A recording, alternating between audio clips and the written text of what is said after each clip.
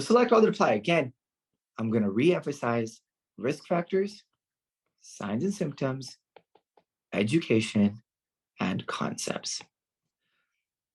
Which of the following signs and symptoms, here we go, signs and symptoms. So signs and symptoms would increase your suspicion of shaken baby syndrome. Shaken baby syndrome would fall under what? Pediatric or child abuse, however you want to put it, right?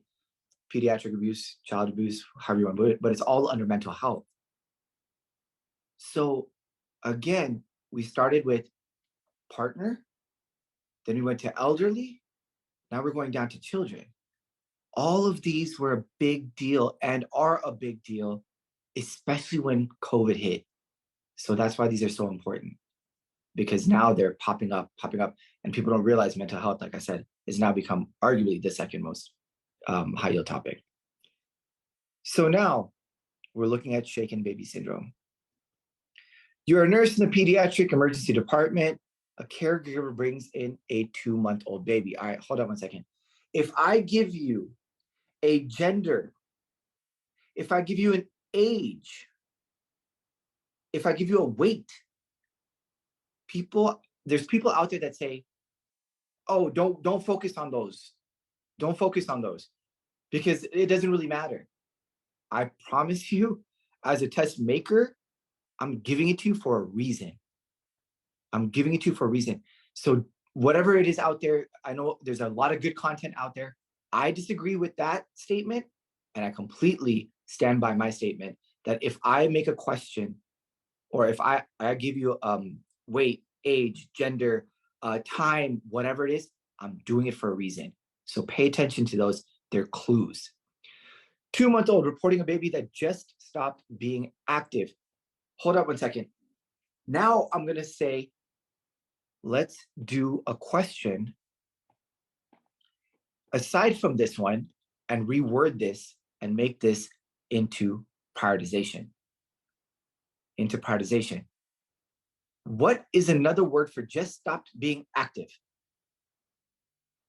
In an infant, which one? I ask graph. Lethargy, yeah, they're lethargic.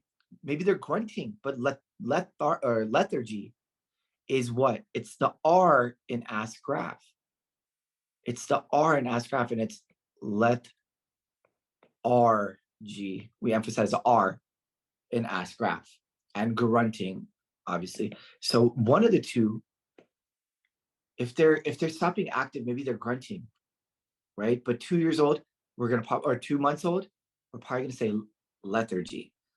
So now, if I was to see as a pediatric emergency department nurse, and I was to give you a patient that was 2 months old that just stopped being active, I'm thinking ask graph, because who am I freaking out about?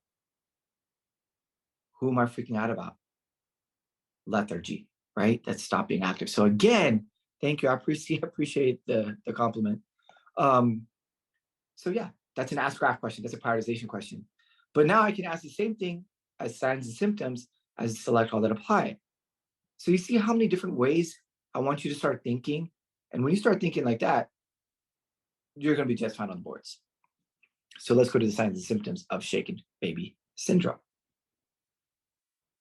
So if you don't know what ask graph is, you need to go to our YouTube or Instagram or Facebook or any podcast or any of the above.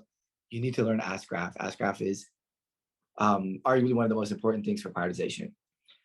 So let's start with next stiffness is observed when the baby moves. What is shaken baby syndrome first and foremost?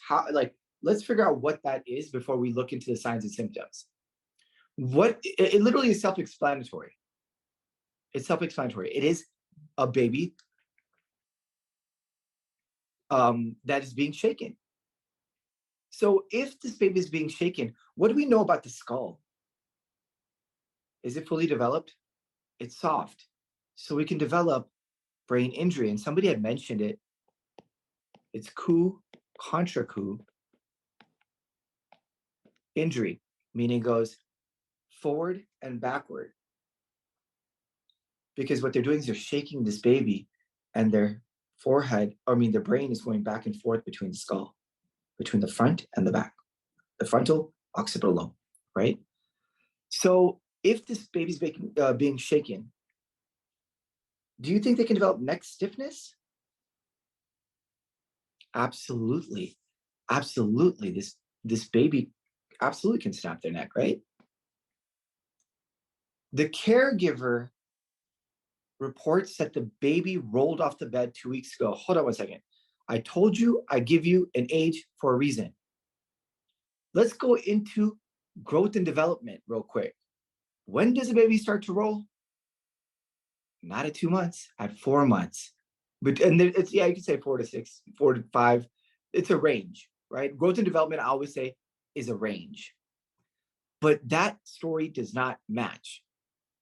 Your baby did not roll off the bed. They're 2 months old, right? And they did it 2 weeks ago. So they were what, 6 weeks? Come on. Come on. Who are you trying to fool? Who are you trying to fool? The infant displays signs of lethargy. Well, we just got done talking about the word lethargy, right? So yeah, that's exactly what we're describing here. Just stop being active. The baby's fontanelles appear flat and normal. Flat and normal. We're not worried about it because if they are developing any type of brain issue or hemorrhaging, what's going to happen to the fontanelles? They're going to be bulging, right? They're going to be swelling, bulging. So again, you have to know normal in this situation as well too. But they've given you the word, we've given you the word normal. But you also need to know what would be the opposite if we were trying to get it.